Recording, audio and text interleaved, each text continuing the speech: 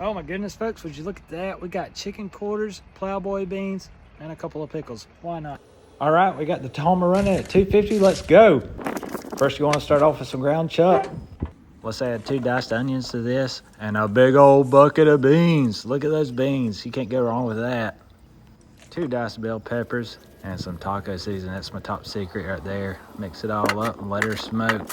Let's get those chicken quarters out and season them up right. Bottom side first. Cover them up real good. We had a doggone rain shower in this cook. But look at that tall 900 hold temp like a champ.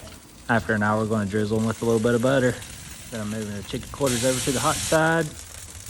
Builds a little bark and a little color. Look at that. Oh my goodness. Who don't want a plate of that?